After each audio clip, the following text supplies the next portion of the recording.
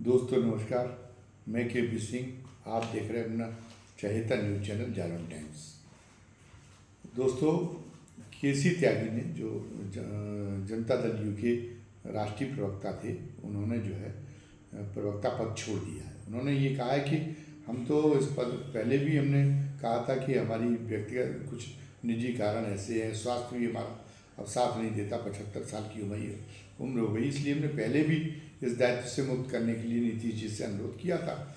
लेकिन फिर उसके बाद में चुनाव वगैरह आ गए तो वो संभव नहीं हो पाया। लेकिन अब मतलब मैं बहुत दिनों से जो टीवी चैनलों पे भी नहीं जा रहा था जदयू का पक्ष रखने के लिए, और इसलिए मैं ये पहले ही सोचे बैठा था, जब मेरा शरीर साथ नहीं दे रहा तो किसी और को का प्रवक्ता बन जाना उचित होगा। तो इसलिए मैंने आज नीतीश जी से आग्रह किया और नीतीश कुमार ने उनका आनन फानन इस्तीफा स्वीकार भी कर लिया और उनके स्थान पर राजीव रंजन को नया अपना प्रवक्ता नियुक्त कर दिया। अब बताया ये कहा जा रहा है, अटकलें इस बात की कि क्या उन्होंने केसी त्यागी ने स्वयं इस्तीफा दिया है या उनसे नीतीश कुमार ने इस्तीफा लिया है। वैसे तो वो नीतीश कुमार के बहुत वफादार हैं, शुरू से वफादार हैं और अभी भी बहुत वफादार हैं। दूसरा ये है कि उनमें अपने पक्ष का प्रस्तुतिकरण की भी जो है वो उनकी क्षमता बहुत बेमिसाल है और खाँटी समाजवादी विचारक हैं। तो सही ढंग से वो उसकी विचारधारा के फ्रेमवर्क जो है, समाजवादी विचारधारा का फ्रेमवर्क है जो जदयू की विचारधारा है, उसके फ्रेमवर्क में वो नपातुला बोलते भी हैं, गरिमापूर्ण भी रहता है उनका अपनी बात रखने का तरीका, और मर्यादा का भी पूरा पालन करते। तो नीतीश के और उनके बीच में कभी कोई ऐसी खटास भी नहीं देखी गई थी। बस एक कारण ये था कि वो ये चाहते थे कि अब 75 वर्ष की उम्र हो गई है, तो अब इस उम्र में एक बार वो लोकसभा के सदस्य रह चुके हैं, जब जो है जनता दल बना था और गाजियाबाद से वो वीपी सिंह की लहर भी जीते थे।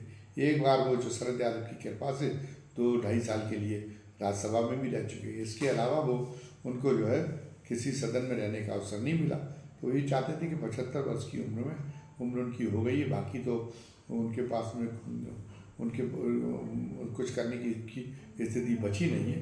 लेकिन अब आखिरी समय में फिर एक बार राज्यसभा ही मिल जाए, तो इसके लिए नीतीश जी क्या उन्होंने संकेतों में नीतीश जी को किया था, आग्रह के संकेतों में किया था, इशारा किया था। लेकिन नीतीश जी ने समीकरण हो या जो भी कारण, राजनीतिक समीकरण ऐसे बन गए हों कि जिनकी वजह से लेकिन वो उनकी इच्छा पूरी नहीं कर पाए, और इस बार राज्यसभा से जनता जदयू के कोटे से उपेंद्र कुशवाहा को भेजा गया है।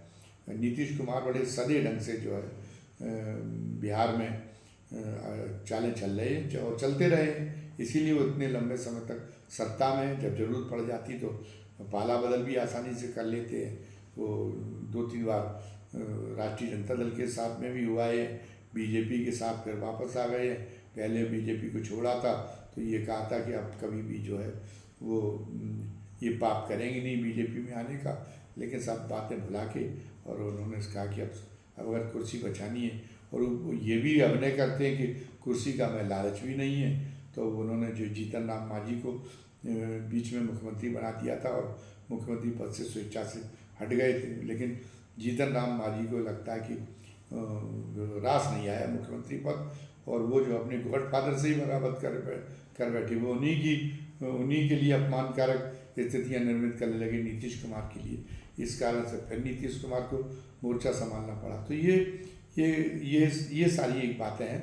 तो लेकिन इस बीच में एक घटना से, एक प्रसंग से जोड़ा जा रहा है उनके इस्तीफे को।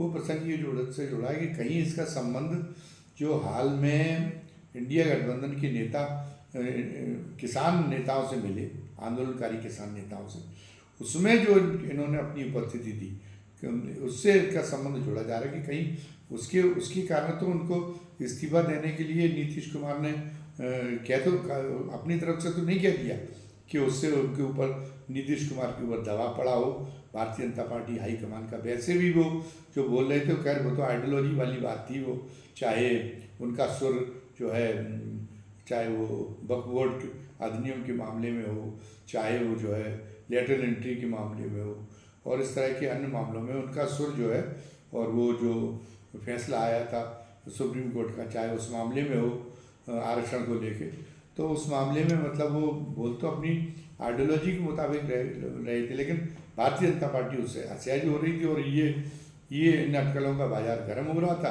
कि जदयू ने भी अभी से ही आके, अभी कुछ महीने बीते सरकार के बने हुए, अभी तो हनीमून के दिन भी नहीं बीते मोदी थर्ड के, मोदी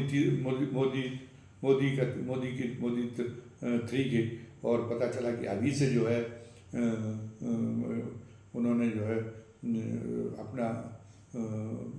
उन्होंने अपने तेवर दिखाने शुरू कर दिए सहयोगी दलों में। कैसे चलेगी सरकार? तो सरकार की स्थिरता पर प्रश्न चिन्ह उठने लगे थे।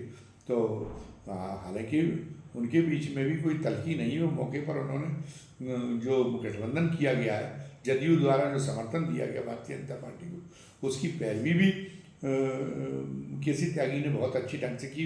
उस समय उसका औचित्य भी उन्होंने बहुत अच्छे ढंग से प्रतिपादित किया था पत्रकारों के सामने, मीडिया के सामने।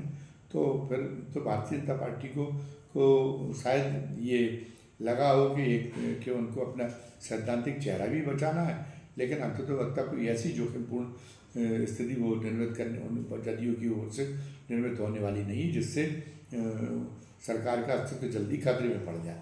पर ये तो चलो उनकी आपसी अंडरस्टैंडिंग की बात है, जदयू की भाजपा की, लेकिन लोगों में जो मैसेज जा रहा था वो तो यही जा रहा था कि तेलुगु देशम भी जो है सरकार को मनमानी नहीं करने दे रही है और जदयू भी अड़ंगेबाजी कर रही है, तो सरकार तो अभी से डावाडोल होने लगी। इससे विपक्ष का मनोबल भी बढ़ रहा था और हवा भी जो है विपक्ष की मजबूत हो रही थी। तो एक कारण ये हो सकता है। और उस पर भी तो चाहिए कि वो चले गए, उसमें किसानों की जो इंडिया गठबंधन के नेताओं से जो किसानों की बात होने वाली थी उसमें शामिल हो गए, तो वे तात्कालिक रूप से कोई कारण तो ऐसा तो नहीं बना। और अब जो है इसके पहले कि पानी सिर से ऊपर हो जाए, ऐसा लगता है कि भारतीय जनता पार्टी सक्रिय हो गई है और वो जो है मैनेज करने में अपने सहयोगी दलों को कि नहीं जो है अगर आपको कभी सैद्धांतिक कारणों से ज़रूरत भी पड़ जाए हमसे असहमति व्यक्त करने की, तो वो असहमति इतनी ज़्यादा मुखर नहीं होनी चाहिए, इतनी असहमति में अति नहीं होनी चाहिए कि उससे सरकार की स्थिरता के बारे में चर्चाएं शुरू हो जाए। ये तो आपको इस मामले में आपको संयम बरतना पड़ेगा, आपका भी काम चल जाए, लाठी भी मर जाए, वो सांप भी मर जाए और लाठी भी ना टूटे, इस ढंग से आप काम करें, आपकी अपनी फेस सेविंग भी हो जाए और ना हो जाए। तो इसीलिए उन्होंने फिर उनको भी जो है मैसेजिंग की, उनको चिराग पासवान को, वो भी बहुत ज़्यादा उड़ रहे थे और वो भी उनके कारण भी, उनके रवैये के कारण भी चर्चा चल पड़ी थी कि नहीं अब तो चिराग पासवान भी अपने 5 सांसदों को लेके अलग होने वाले।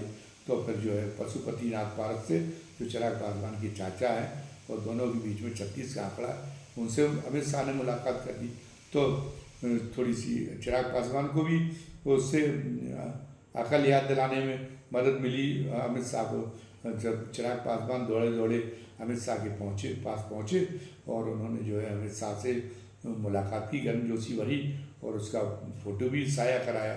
और अभी भी और भारतीय जनता पार्टी से उनकी कोर इसलिए भी दबी हुई है, चिराग पासवान की भी, सबकी कोरें दबी हुई, सबकी एक दूसरे से कोरें दबी रहती है, लेकिन ये है कि जो सरकार में जो होता है उसके सामने कोर दब जाए तो मुश्किल हो सकती है दूसरे को जो।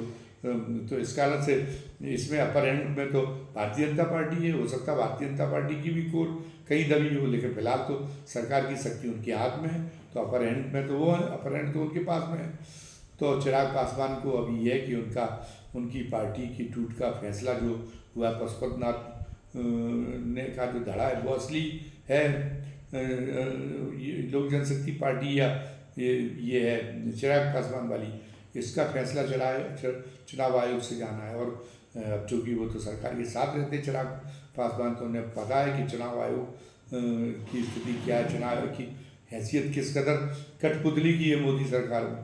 तो इसलिए उन्हें पता है कि चुनाव आयोग से तो डिसीजन वही होगा जो सरकार चाहेगी। एक तो उनको ये भी बचाना था, दूसरी भारतीय जनता पार्टी के एक नेता ने उनके खिलाफ, उनके बारे में ये शिकायत भी कर रखी चुनाव आयोग में कि उन्होंने आपराधिक मामलों की पूरी अपनी जानकारी नहीं दी, शिक्षा के बारे में सही जानकारी नहीं दी।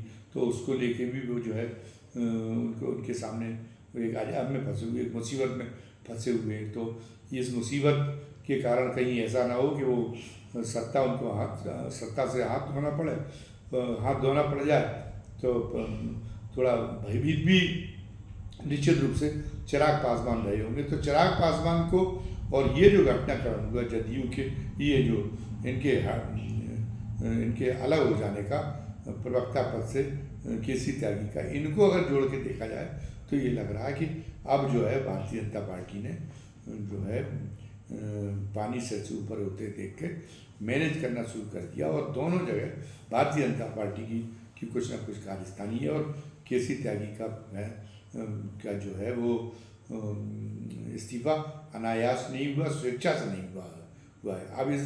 अब ये अटकलें तो अटकलें हैं, अब इनमें कितनी सच्चाई है इसकी तो अभी अब रेस की परतें आने वाले दिनों में खुलेंगी, या रेस की परतें खुलती तो तब ये स्पष्ट हो जाएगा।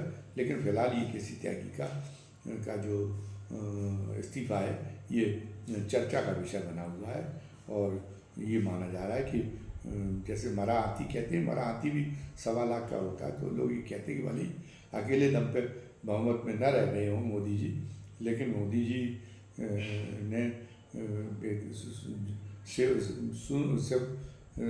सिफर से शिखर तक का सफर तय किया है, तो वो जो है वो उनकी जो है कूटनीति में अभी भी कई दाव ऐसे हैं, ऐसे दाव पड़े रहते हैं जिससे वो मुश्किल से मुश्किल स्थितियों की काट कर सके। तो अभी उनकी इतनी जल्दी ये नहीं मान लेना चाहिए कि मोदी पर कोई हावी हो जाएगा। तो इस नाते भी जो सहयोगी दलों में उथल पुथल सब शुरू हो रही है, इसको लेके मोदी की तरफ लोगों की निगाहें जा रही। अभी की वीडियो में बस इतना ही। उन नए दर्शकों से जिन्होंने पहली बार हमारे वीडियो को देखा है, हमें ये निवेदन करना है कि अगर उन्हें अभी का ये वीडियो पसंद आया हो तो वो इसको लाइक करें, सब्सक्राइब करें और ज़्यादा से ज़्यादा संख्या में शेयर करें। खुद तो ऐसा करें ही, अपने मित्रों और परिजनों को भी अधिक से अधिक संख्या में ऐसा करने के लिए प्रेरित करके हमारी मदद करें। बेल आइकॉन दबाएं ताकि जो भी वीडियो हम डालें उसका नोटिफिकेशन आप तक तत्काल पहुंचाया करें, और आप उसके नोटिफिकेशन के आधार पर देखकर और ये फैसला करने में आप फैसला कर सकें कि नए वीडियो को भी देखा जाए। और इसके अलावा अभी के इस वीडियो के बारे में कमेंट बॉक्स में अपनी राय लिखना ना भूलें। धन्यवाद। जय हिंद, जय भारत।